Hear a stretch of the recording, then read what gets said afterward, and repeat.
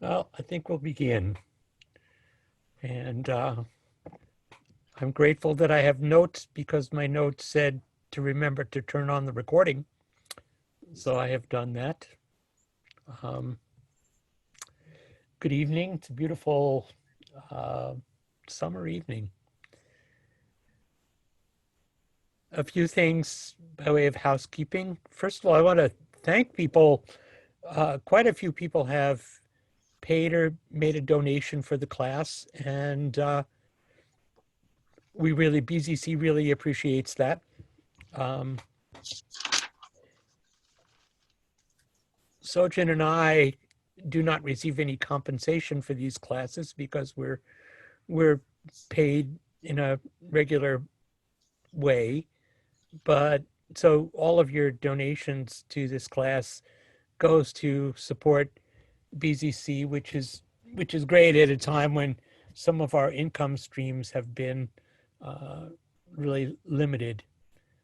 We're doing okay financially, but we really need to pay attention to that. So thank you for your donations. And if any of you who have not done that, you are welcome to go uh, to the BZC website, and you can make a donation via PayPal, or you can send a check to Berkeley Zen Center. So thank you for that. Um, as I said, this is the third of four classes, which is basically an introduction to Yogacara, uh, and hopefully a practical introduction. Today's class is going to discuss something that Soten Roshi brought up in lecture on Saturday. He talked about the seventh consciousness, manas, and he had a very uh, simple and elegant formulation for it. And we're going to take that a little further in the course of tonight. And to me, um, it's one of the most interesting and mysterious aspects of this kind of Buddhist psychology that we're doing. And so we'll have a chance to explore it from a number of different directions, see how it fits into the overall system, and see what you make of it, what your thoughts and perspectives are as we go on. Before I do that, first thing I want to do is just see if there are any holdover questions from last week. If you have any questions, let's address them now. And as usual, you can raise your hand digitally, or you can just raise your hand physically, and I will track that. So please let's begin and let's begin with any questions. When you have if and slash when you have a question also, and when I call on you, please unmute yourself. So is there anything that continues to be on your mind or that you feel is unclear from last week or the week before?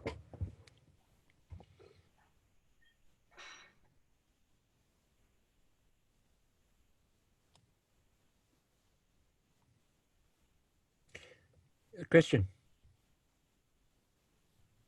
Thank you. I've had this question for actually a few years, and sometimes I think I get it. Most of the times I don't. And it says that the way is not difficult if you are not picking and choosing. Now, it isn't directly the subject of your talk, but it came up during the last class. Uh, that I guess that's from the Sandoka, but then does that give? No, it's actually from the Shin Shin Ming, which Okay, is a poem by the fourth ancestor of Zen. okay, thank you. But then I've also heard conflicting things, which actually may be complementary, and I'm just not getting it. Is that great doubt leads to great faith? That we want to discern, because it's not trying to say not picking and choosing doesn't is not encouraging us to be sponge mind where we just mop things up, right? Can you say something about that for us, please? Sure. Um, it is connected to what we're talking about or what we're going to talk about. Mm. Um, but you should always remember that every Buddhist teaching is like a medicine. And the objective of a teaching is to bring one into balance. So, so one thing, it's like medicine, it's not food, right? Uh, you just, so it's like a homeopathic medicine. You take some to bring you back into a proper balance. So if you take anything, if you take that teaching as absolute, then you're going to have a problem living. You know, you have to pick and choose. We're constantly, moment by moment, making choices.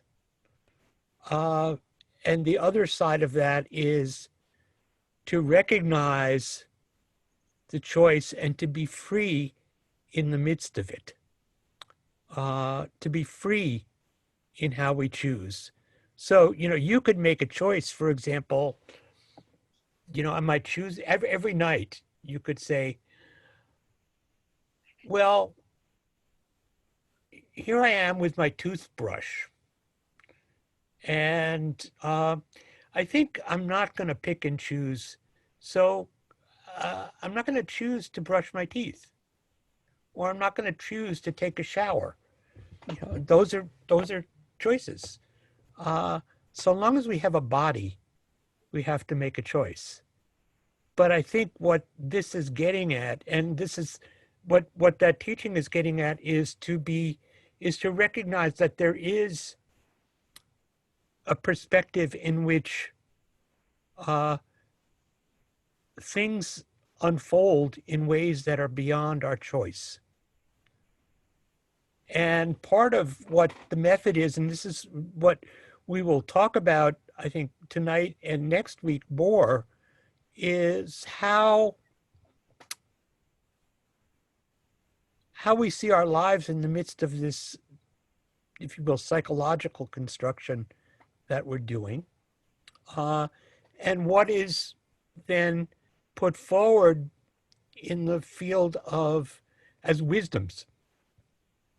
So manas, when we'll get to this, but when manas is when there's transformation at the base, in other words, when you have really let go of a self-centered view of the world, then manas manifests as the wisdom of equality, where each being, each thing is equal, and you're not separating yourself and other.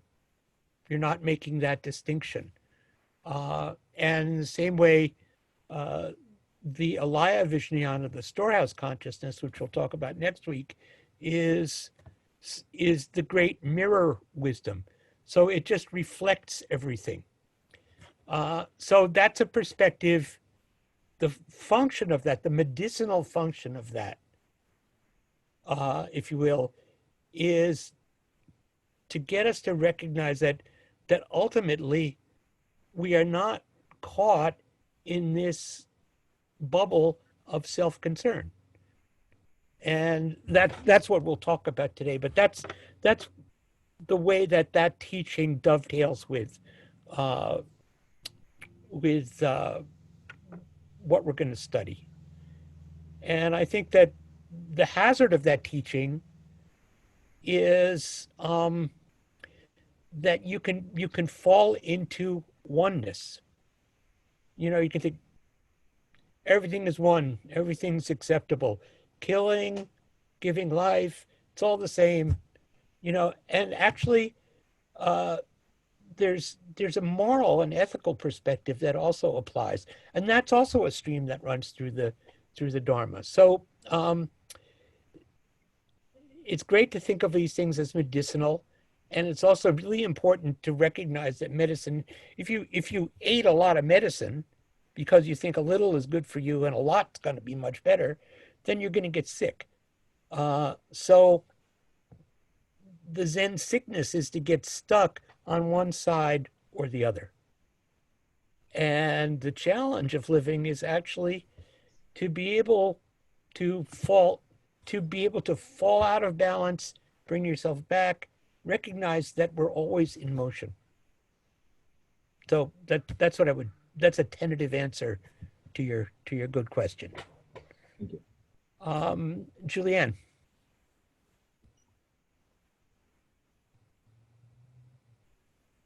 Okay, can you hear me? Yeah. Okay. I was a little confused about the concept of karma in the readings, and just sort of, I don't know. I used to be confused about that. Okay.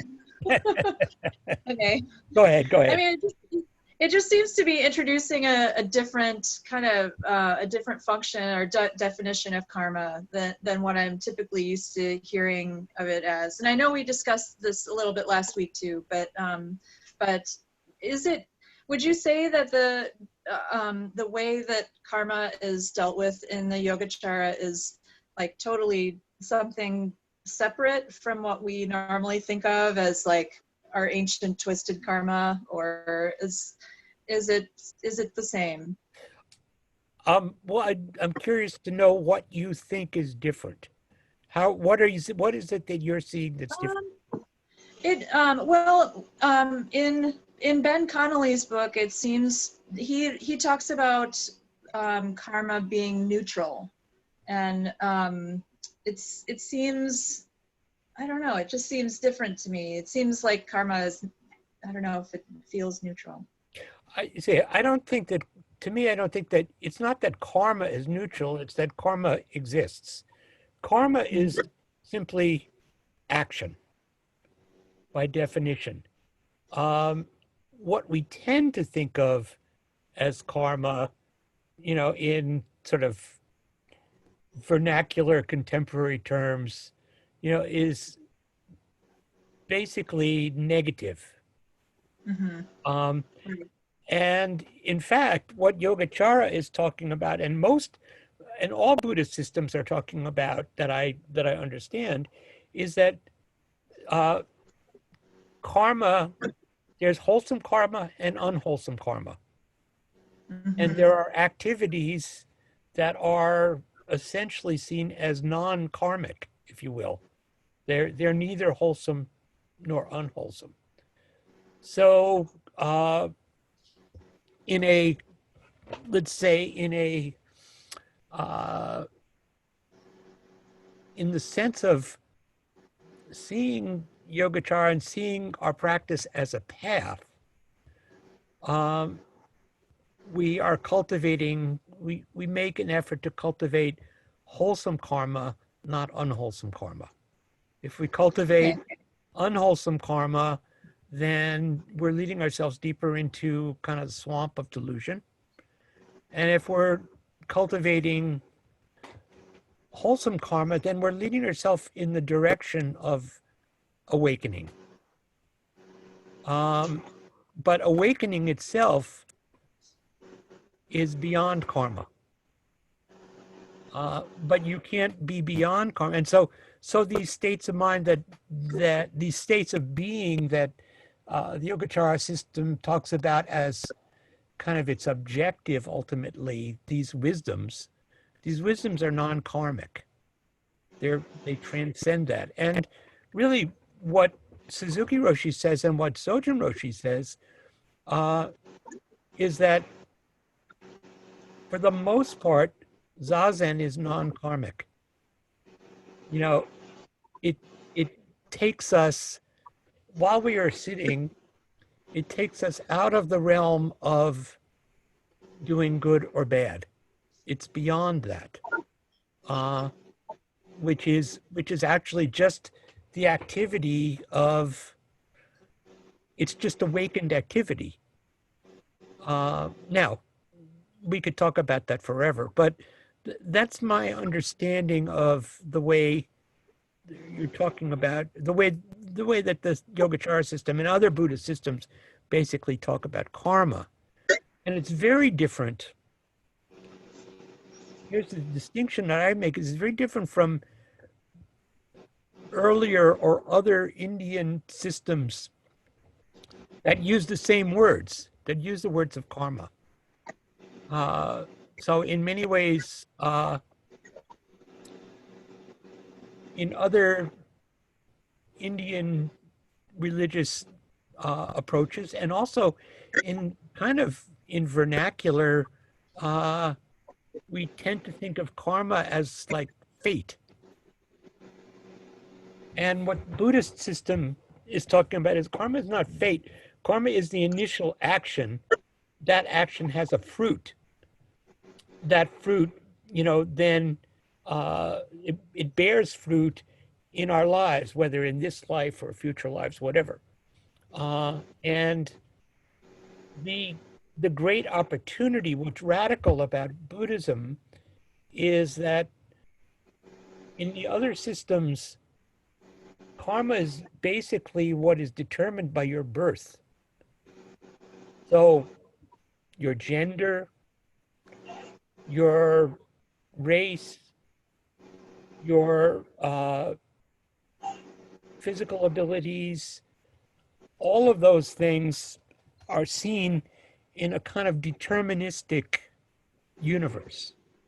And your responsibility in some of these religious systems is to live out the place that you have been born into and not to try to transcend it. And what the Buddha said, which was radical, was it has nothing to do with your birth. Your karma and your karmic position has to do with your action. And if I have a vengeful or hateful thought about somebody, and I can see it, step away from it and not enact it, then the karmic result of that, I can transform what might potentially have a negative fruit into one that has a wholesome fruit. Does that make any sense? Yeah, thank you very much. Yeah.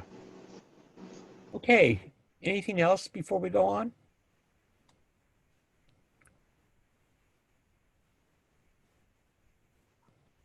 I'm not seeing any hands. Am I missing anyone? Let me look over here. No. Okay. So I want to do a little review briefly.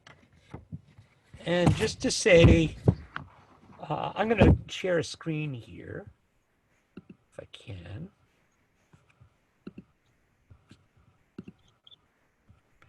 Can you see that? Are you seeing that now? Yes? Okay. So this is a model. It's not necessarily the greatest model, but it's the best that I found online, where we're talking about 8 kinds of knowledge or 8 consciousnesses. And if I had some way of altering this easily, what I would say is that the entire box that contains these 4 circles, the entire box is what we're calling mind. And all of these 8 manifestations of consciousness are part of the entity that we would call, I've used it before, we call it mind king, or chitta. And so perhaps you could argue also that outside of mind king, because we don't deny that, we don't argue that everything that you perceive exists in your mind. In other words, it's not an idealist position. There are things out there. There's this computer, there's a table, there's my children. But the only way what it is saying is that the only way I can perceive or think about them is by way of mind. And so it begins with the five consciousnesses, which are sight, touch, hearing, taste, smell, and those consciousnesses are our awareness or a consciousness of objects, and they also include the sixth consciousness, which is in the second ring, in which is ideation. That's what we talked about last week as monovijnana. And monovijnana is also, it has a double function. It functions as a sense consciousness. So our thoughts are objects of our mind at the same time as it has a sorting and distributive function, whereas it's taking the sense information that's coming through your sense organs and it's organizing it. It's saying, oh, this one goes to, this one goes to the sight consciousness, and this one goes to the hearing consciousness, and that's kind of, it's sort of like a switchboard. So it's this, what you call, it has this double function of being both a sense consciousness and also a mental functioning. What we're going to talk about today is the seventh consciousness, which is this kind of blue-gray circle. And that is what we're calling manas. And manas is where ego and self are created. It's kind of a filter. And I'm going to go into that in greater detail.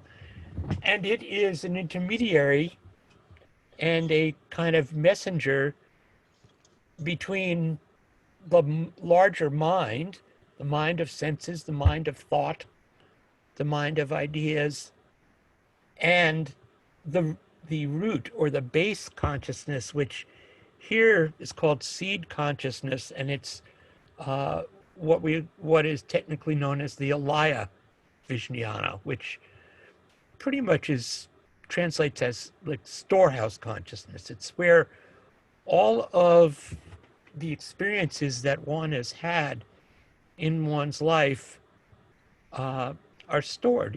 It's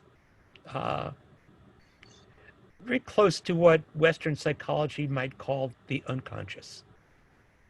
So I'm just reviewing those eight consciousnesses. Just to say, it took me a long time to get this straight.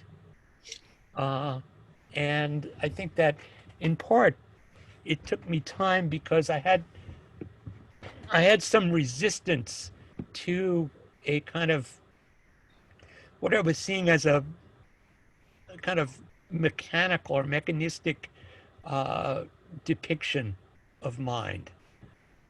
But I think I finally have it kind of straight in my head, and I encourage you to do that, to the extent that it's useful.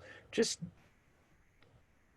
I'm not arguing that this is exactly the way the mind works and that it goes step by step, from one into the other and then back and up. It's like, it's not so neat, but it's a way of looking at yourself that you can find helpful, particularly find helpful, as Christian was asking, you can find very helpful in making your choices, and also ultimately helpful in being beyond choice. So that's kind of an overall review.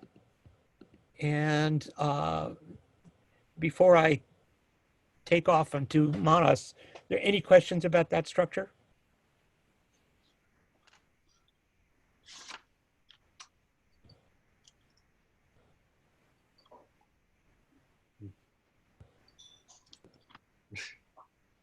Okay. So let me read you.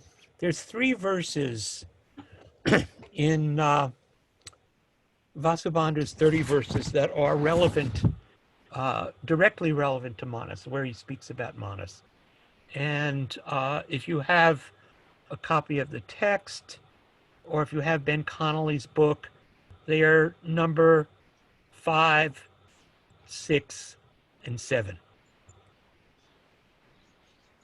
So 5, Vasubandhu says, dependent on the store consciousness and taking it up as its object, manas, the consciousness of self, arises, which consists of thinking. 6, manas, it is always associated with 4 afflictions. Manas is always associated with 4 afflictions: self-view, self-deception, self-pride, and self-love. And it is obstructed, but karmically neutral. And I think we'll unpack that. Along with these 4, 7, from where manas is born comes sense contact, attention, sensation, perception, and volition. Manas, is not found in enlightenment, nor the meditation of cessation, or the supra-mundane path, the enlightened path, the path of being awake, the path that's beyond everyday awareness.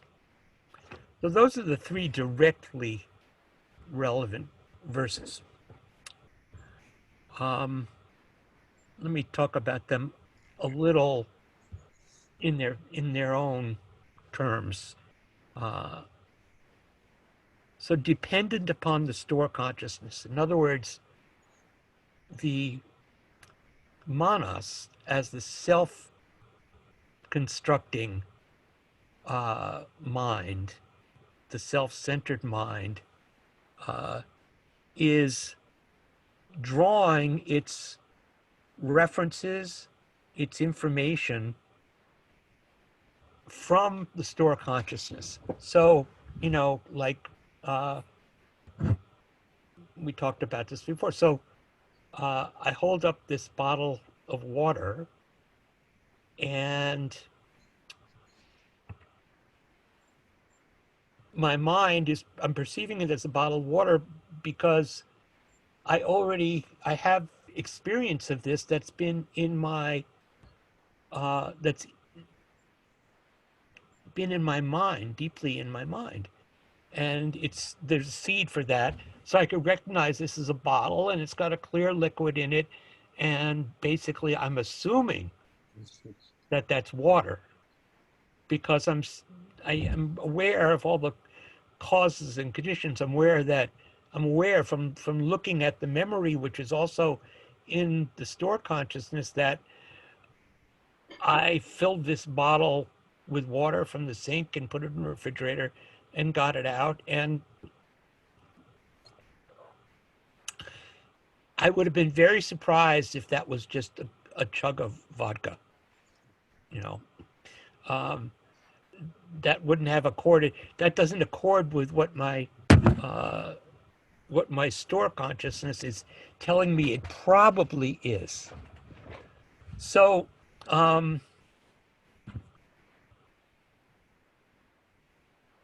when you look at the workings of manas, in everything that I just said, manas is functioning. The reason I recognize this is, I could say, I went to the sink and filled this with water. I put it in the refrigerator to cool it. I took it out. I know this because I did it. Not because Lori did it or not because it magically appeared. But in everything that one does, there is this underground sense of I, which is also the flowing sense, the illusion that there's continuity. Um, there's a continuity that I filled this bottle with water and put it in the refrigerator. If I had left it for 4 months,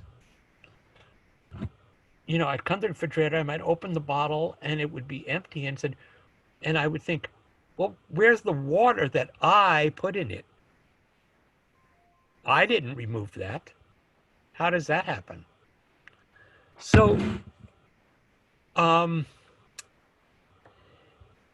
Manas is constantly using this I referent, and it's going down into the alive Vijnana, getting up the relevant seeds and projecting it onto the perceptions that I have. And that's thinking. And that brings us to number 6.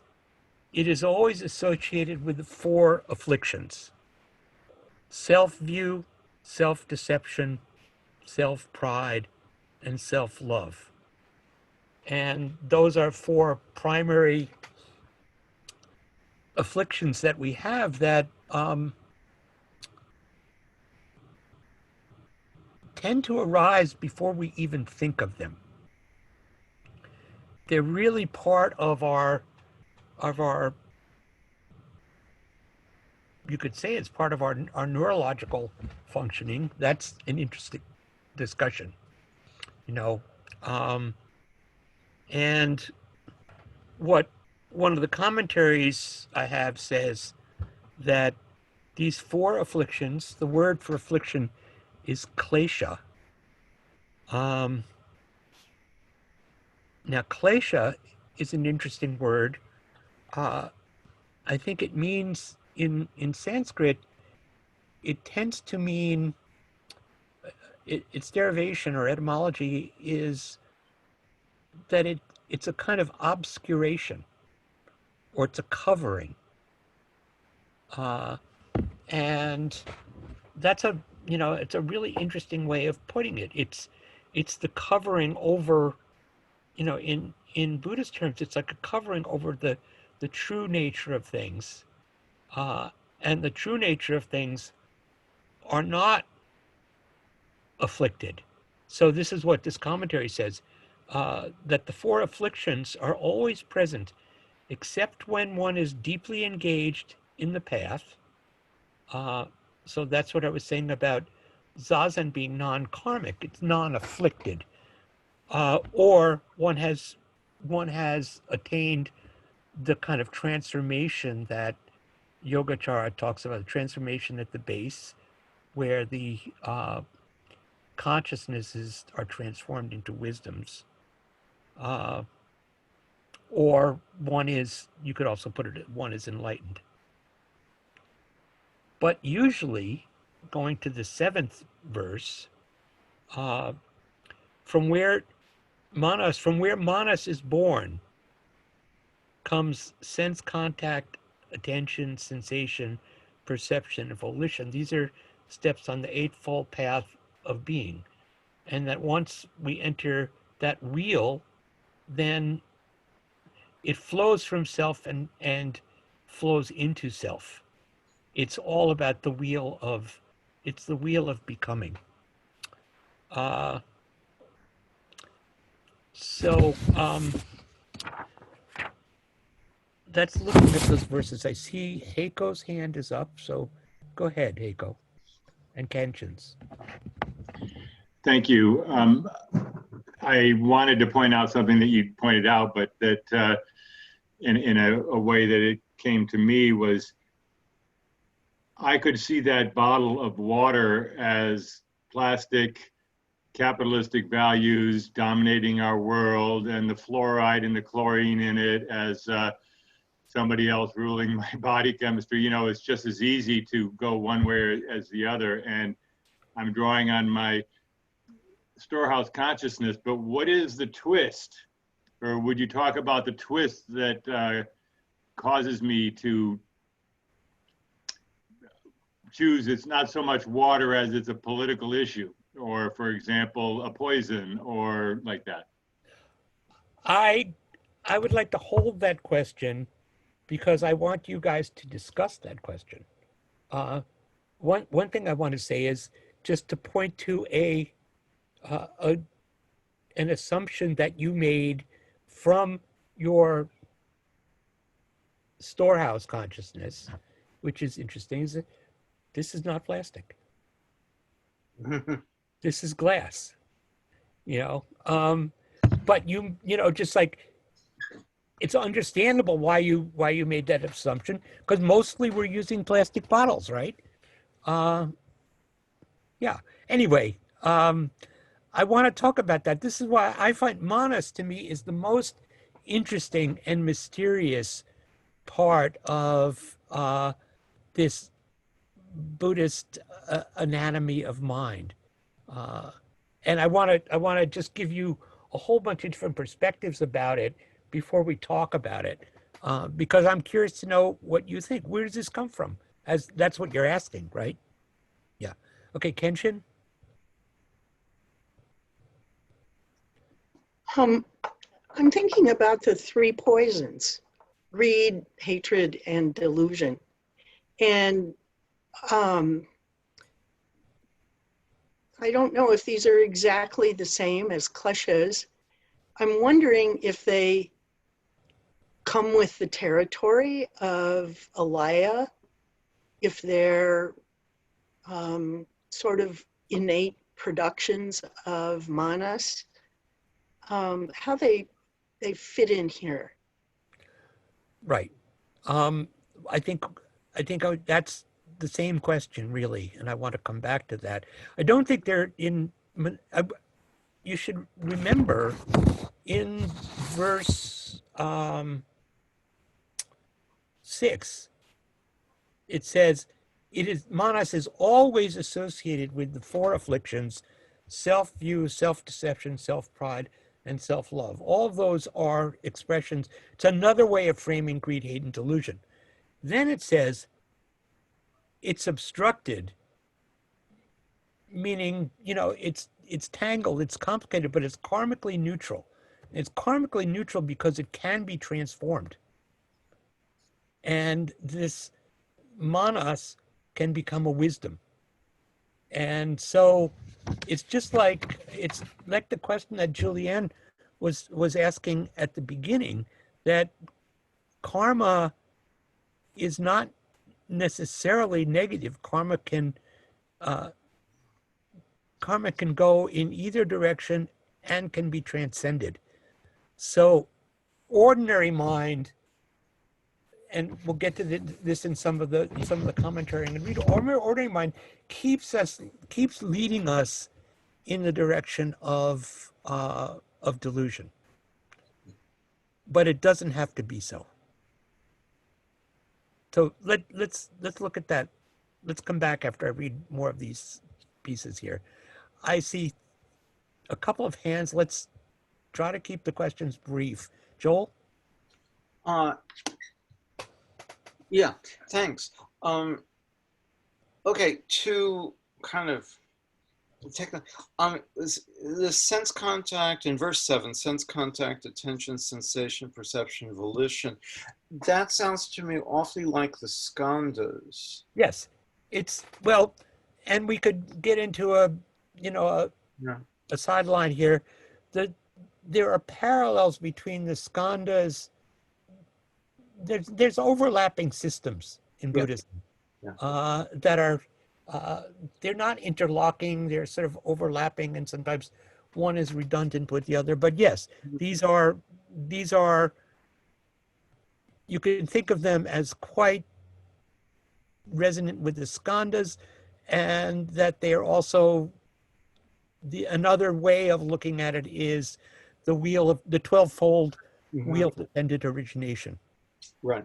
And both of those systems, the skandhas and the 12-fold wheel-dependent origination are systems by which we create something that I call me. And so that's what this is referring to. Okay, thank you. Manas is the me creating function of mind. Okay, Okay. Yeah. Gary? thanks. Well, I just wanted to make a comment that last night I picked up the What the Buddha Taught book, and I went right to the Doctrine of No Self, and it was like spot on with what you're teaching. Mm-hmm. Just a comment. People want to read it on the side. It's great. Go ahead. It's, the Buddha Dharma has one taste.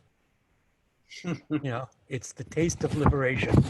And you can split hairs about doctrine, but really it's about what we do and how we act with ourselves and how we act with others and with the world around us. And the doctrine is supposed to be helpful, and where it's not helpful, throw it out. Okay, I'm going to go on a little here. So what Sojun said, which I like quite a bit, his expression was, Manas thinks it's the boss. And that's true. So Manas thinks, it's the boss because really it's all about me.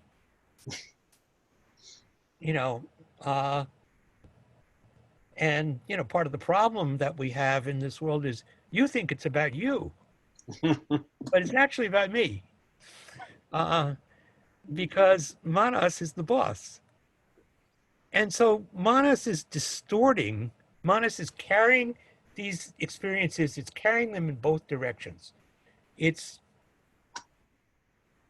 getting the sense information through the sixth consciousness, and it's kind of bringing material back and forth between the store consciousness and the sense consciousness to see what fits, what perception or what memory or what experience one has had is in concordance with what one thinks one is perceiving at the moment. But every time it does that, it puts me in the middle. And every time it does that, it's creating you in terms of me. So I'll read you a couple of quotations. This is from D.T. Suzuki. Manas roughly corresponds to mind as an organ of thought, but in fact it is more than that, for it is a strong power of attaching itself to the result of thinking.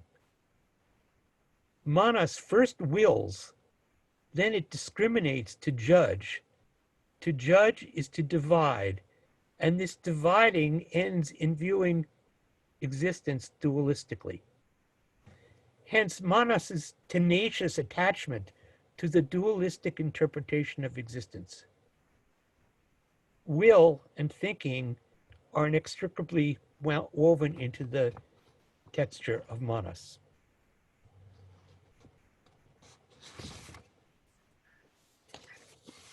Now, Thich Nhat Hanh has a slightly different, really interesting perspective, as he usually does. When he says, we speak of the seventh consciousness, Manas, as the self-center. Manas represents grasping, loving, appropriating. In Vietnamese, we call it the lover. That's really interesting. The lover, the consciousness of love. But this is not true love because there is delusion in it. In the seventh consciousness, there are four basic afflictions, which we mentioned: self-delusion, self-love, self-view, and self-conceit. The basic illusion inherent in all four afflictions is the illusion about self. This body is mine, is me. This feeling is me. These emotions are me. This consciousness is me, and I am independent from everything else. We call Manas the lover, and the victim, of course, is the eighth consciousness. So what Manas does is it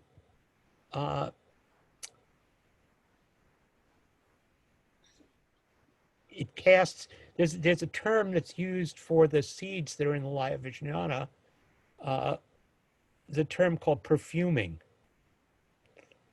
And I'm not so sure it's about perfuming as kind of just raising a stink, but that can be transformed. It's imposing the smell of me on things that were just perceptions and bare experiences.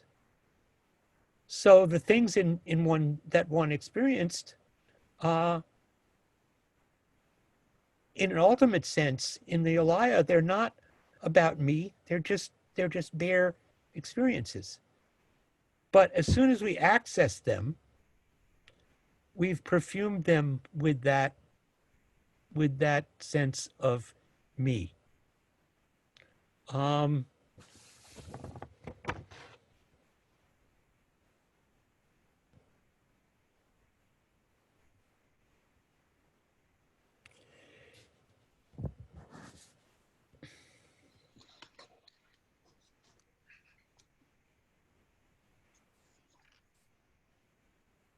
There's another. Well, I found. I encourage you to go look at the Wikipedia page about Manas. There's a variety of descriptions, and in those descriptions, one of the things it says is that Manas is not consciously controllable. It's said to be a mind of a realm that gives rise to the illusion of conscious decisions and to incessant self-love.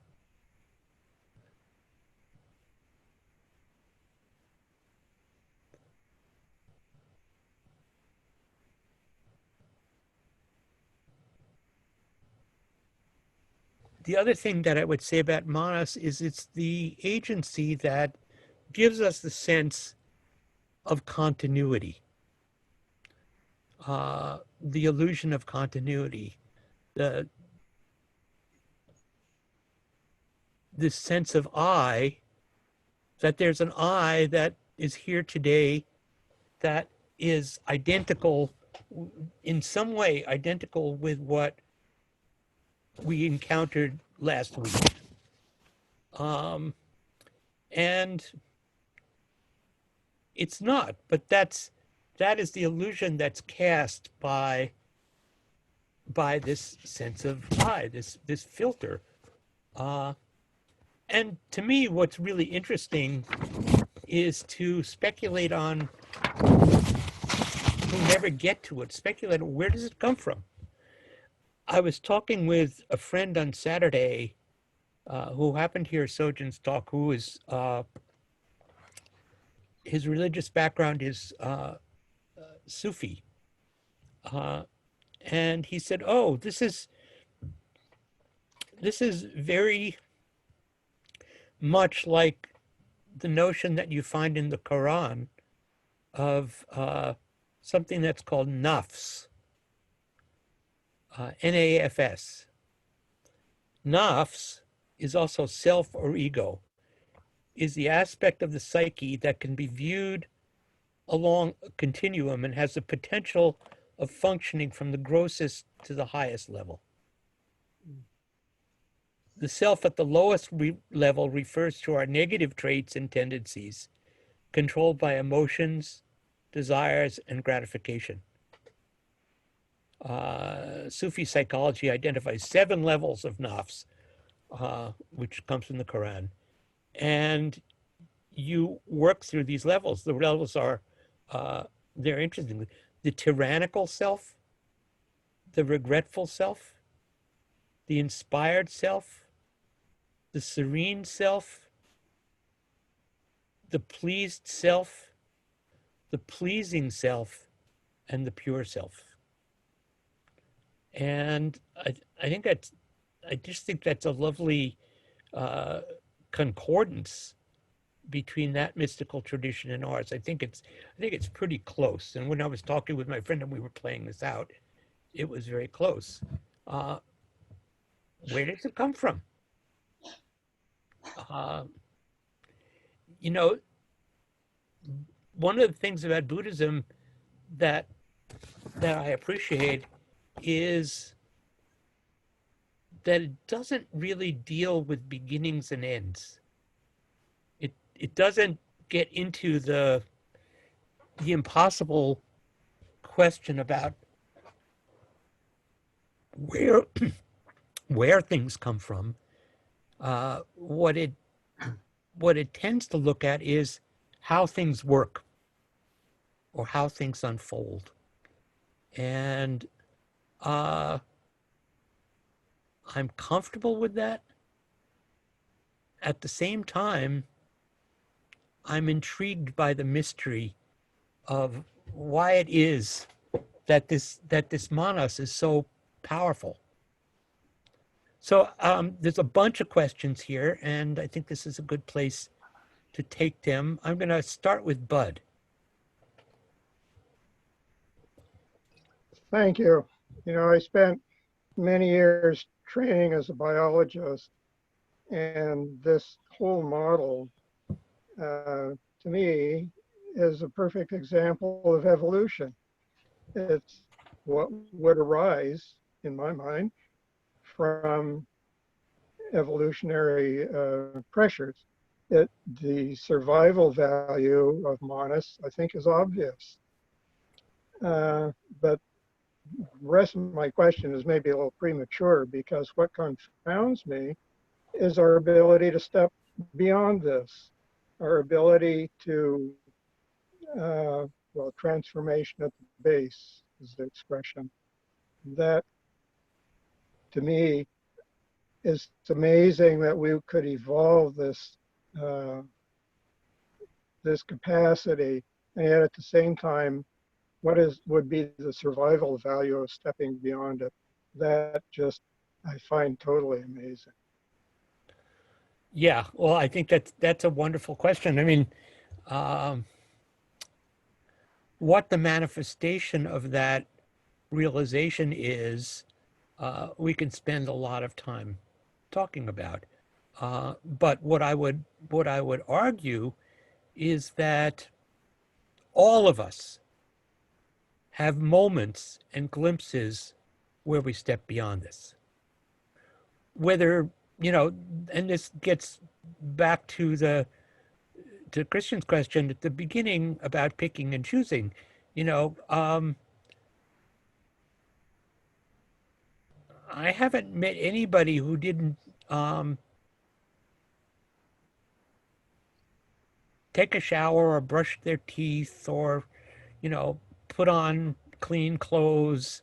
I just have never met anybody like that. Certainly, and I've had the opportunity to meet a lot of great teachers, if you will, or so-called realized people, and they had lives in the real world as well. But they were also, I think, particularly in their interactions with others, one thing that they were able to do, and this is the manifestation, this, like, when manas is transformed, it transforms into the wisdom of equality. And that's really powerful. That means when I am talking to you, I may have some residual sense of myself, but I also have a sense that I may not be able to express, but that in that moment, we are one entity. This is why I like this image of the bodhisattva's embrace, that when bodhisattvas embrace beings, you can't tell where one begins and the other one ends. And then they have to step back, but all of us have moments like this. The challenge is that often we don't see them. And the self-centered moments are very powerful. The negative moments are powerful. If you will, the hardwired survival instinct is really powerful. But it's not all powerful. So let's see, what else do we have? Ben? Hi, Hozan. Thank you so much for this class. I especially really appreciate the Ben Connolly book. I really, really enjoy it. I guess my question is, when in Connolly's book, when he talks about manas, he at one point describes it as a sense organ, so to speak. And I don't want to get too caught up because at that point he's talking about the 18 dhatus, which I don't quite understand, but it's interesting to me to see it as a sense organ. Like it's like an eye or an ear, but in thought. And that makes me see it at a slightly different angle in his formulation. I just want to interrupt. Are you sure? I'm not convinced that he says that. I just wonder if you're confusing manas and manovijnana. No, he actually has them lined up. So on page 116, let's see. He has this chart of the 18 dhatus, and it's and I don't want to derail where the lovely way the conversation is going, because there's so much to say about manas, as you keep saying, but to me it felt a little fresh and interesting. He has, body has body consciousness, and the sense object is touch. Manas is the, so to speak, organ of thought. Mano is the thinking consciousness itself, and the objects are thoughts. And I guess I found that intriguing. I'm still sort of sitting with it, but one thing that came up as the conversation has been unfolding is that it might relate to us talking about where does manas come from, or really what its function is. And I find it interesting that this formulation seems to point to it being neutral and sort of essential to the functioning of thought. And that when it's transformed, it's into the wisdom of equality, that it's in that transformed state, that it's operating as a perceptive mechanism in the mind in some different unobstructed way. I don't know if any of that is tracking with anyone, but I just wanted to bring out that part and share. Thank you. I mean, this is partly where Yogacara gets really complicated in terms of the different interpretations and commentaries. But let me show you another map here, okay? I'm going to share the screen. And it'd be great to have Ben here and discuss it with him, because I think there's some things about that particular chart that I'm not sure about. Let's see, share screen. Hang on. Okay, there we go.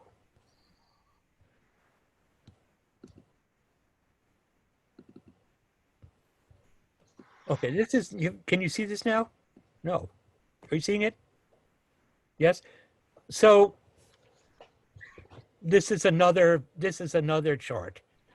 And again, there's some challenges to that, but you can see that manovijnana is in the middle. And actually I drew these arrows because the arrows are going, everything's going both ways. So manas is a function, is part of mind, as is alaya. Whether it's a it's a consciousness, and I think it takes as its object the self. That's what it keeps seeing as its object. So the alaya, its objects are the seeds of experience that are embedded in it. Monovijnana is taking as its objects the five senses and also thoughts. And it's connected to manas, which as the object of its consciousness is constantly self-referring. So that's the object of it, I think. Yeah, that makes sense. That's what I would say. Yeah. Yeah, that if I could just say one quick follow-up, it's I find that really powerful, that line in the 30 verses when it says it takes the store consciousness as its object. Right. And it just makes me think like all these seeds we have, right? Like that's what the manas thinks is us. It's right. Like, oh, that's a self. It converts these raw experiences, memories, everything into self. Right. And the seeds being more of the self and the sense objects being more of the other usually. And then just one more quick thing. What comes to mind is like, why does manas become the wisdom of equality when the eight consciousnesses become the four wisdoms?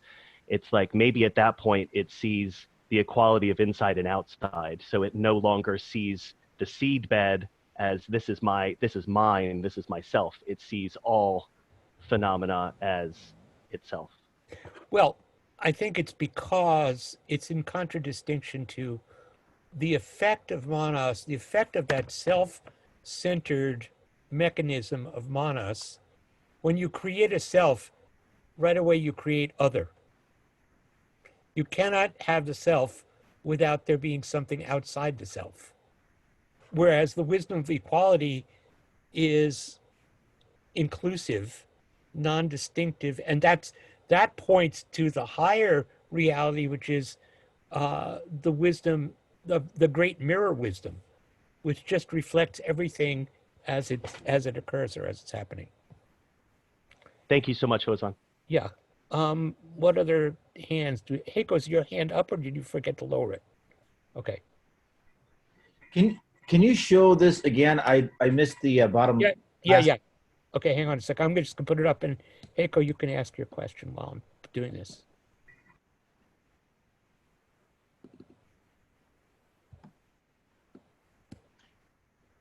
Actually, I'm glad you are putting it up because my question is about this.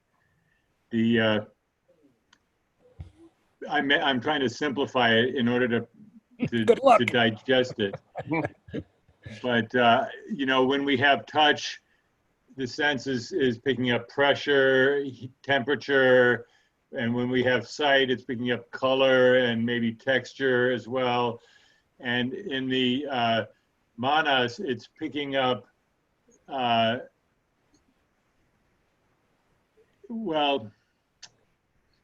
it's picking up experience and tagging it as with a tag of self, and then collecting those into an identity.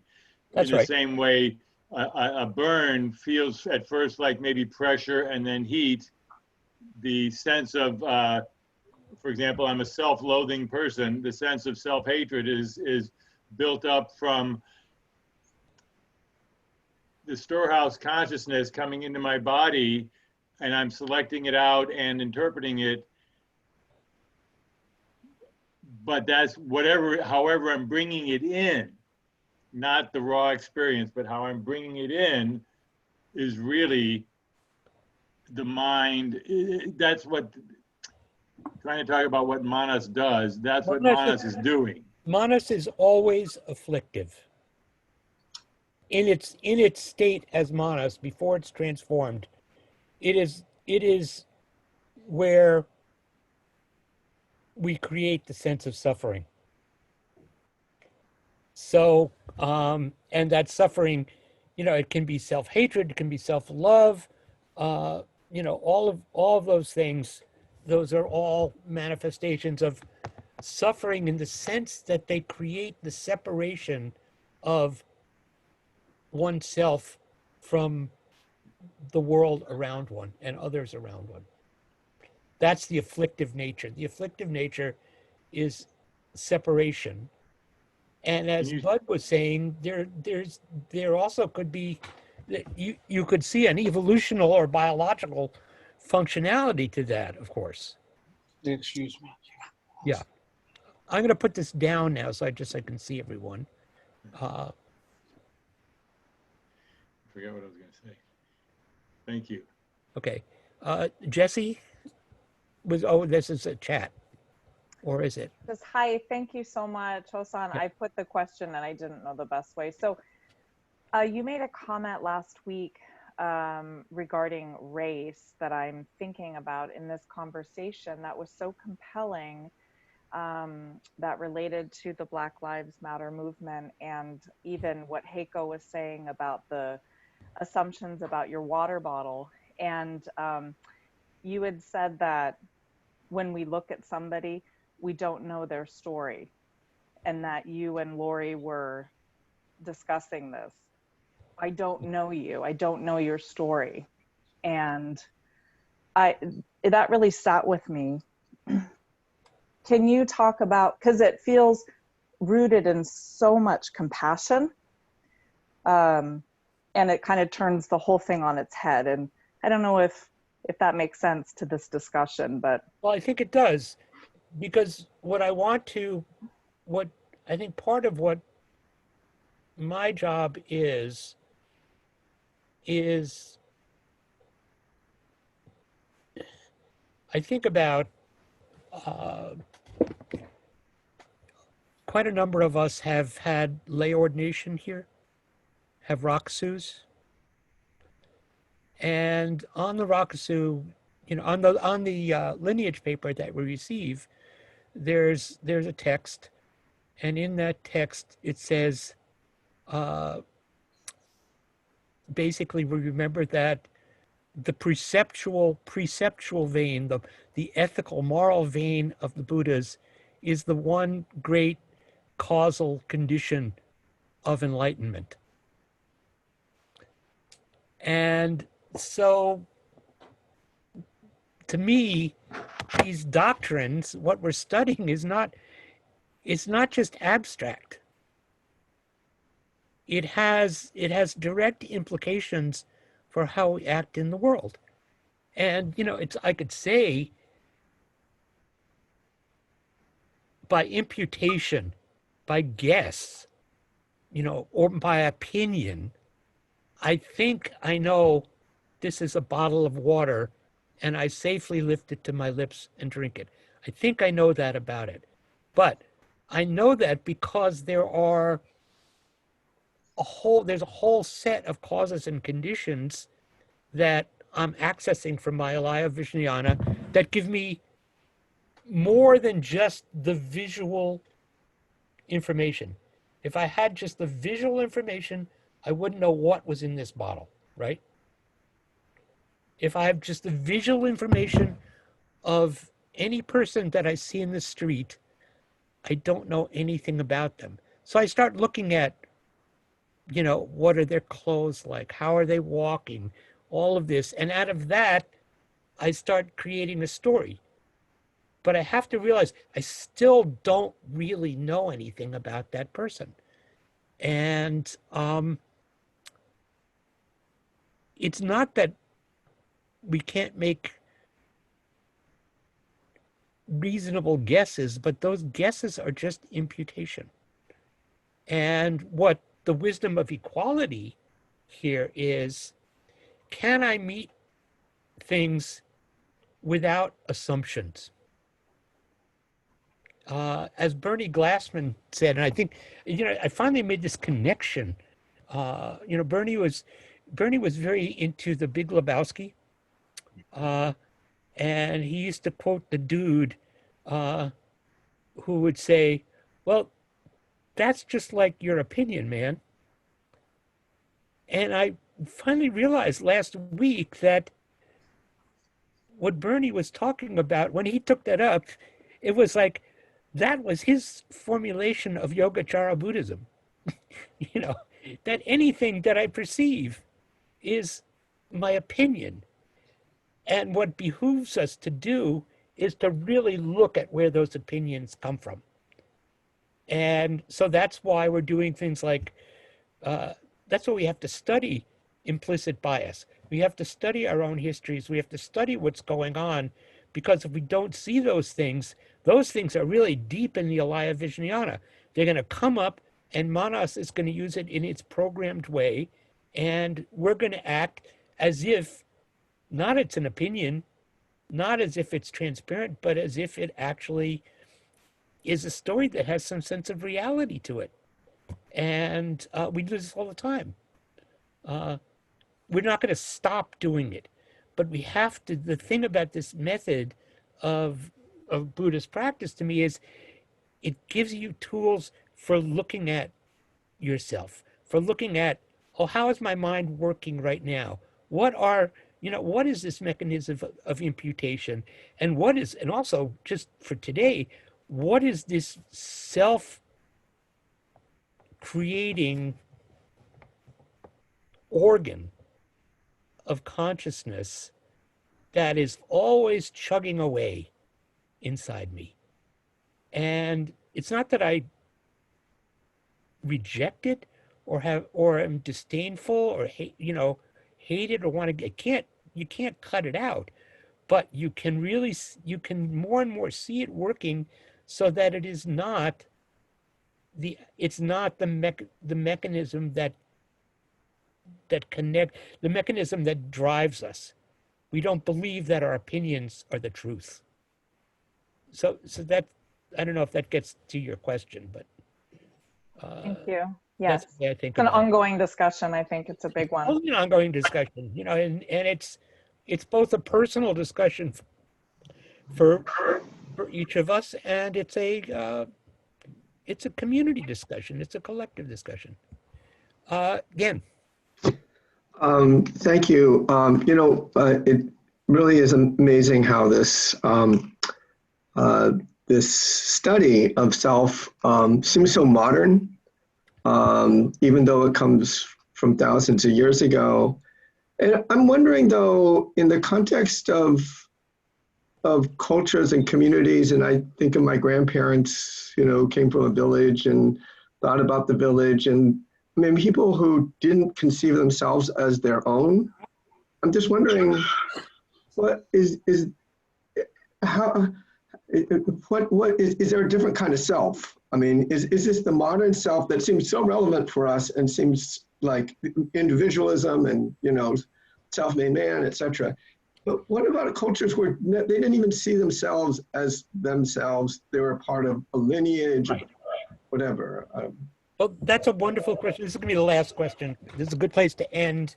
And I think it's a good place where we can begin next week as well. My narrative about Buddhist history is that when the Buddha came on the scene, he entered a culture where virtually every aspect of life was socially determined.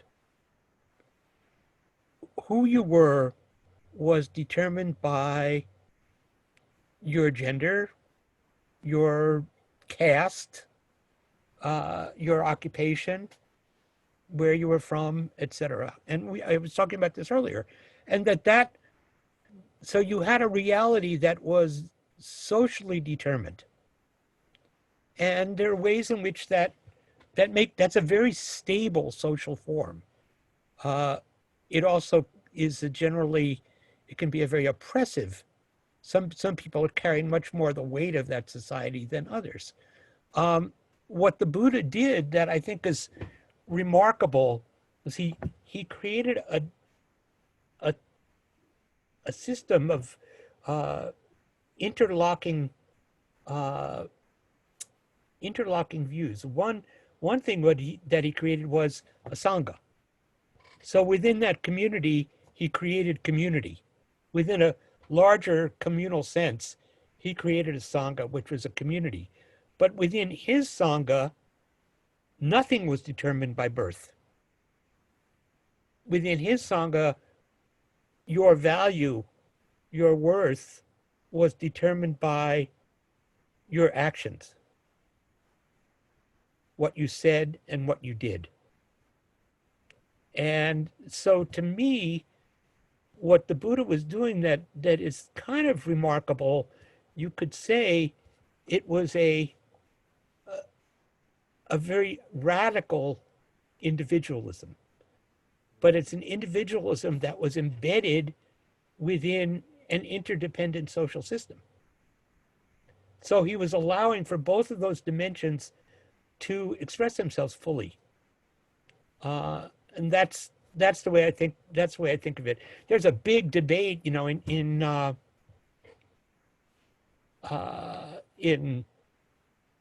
kind of international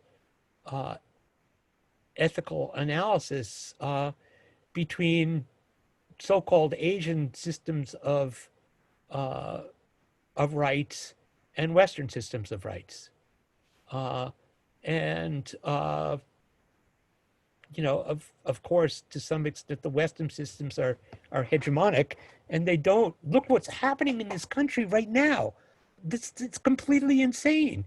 We have a death rate that's going through the ceiling because we have this ridiculous, bogus idea of ideology. But it's not all bogus. It also has value and truth. We just don't throw it out.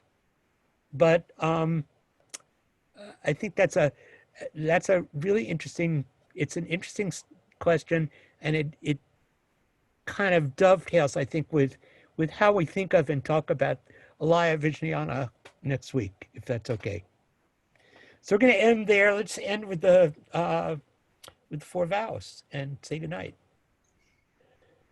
Beings are numberless. I vow to awaken with them. Buddha delusions are inexhaustible. I vow to end them. Dharma gates are boundless. I vow to enter them. Buddha's way is unsurpassable. I vow to become it. Good night, everyone. Thank you for coming. We'll see you next Monday. Thank you, Alan. Good night. Thank you. Thank you, Hozan. Yeah. Thank you. Good night, everyone. Thanks, all. Good night. Good night. Peace, everybody. Thanks, Hozan. Bye. We're leaving with some good questions in the chat, but Okay, that's what it thank is. you. Yeah. Okay.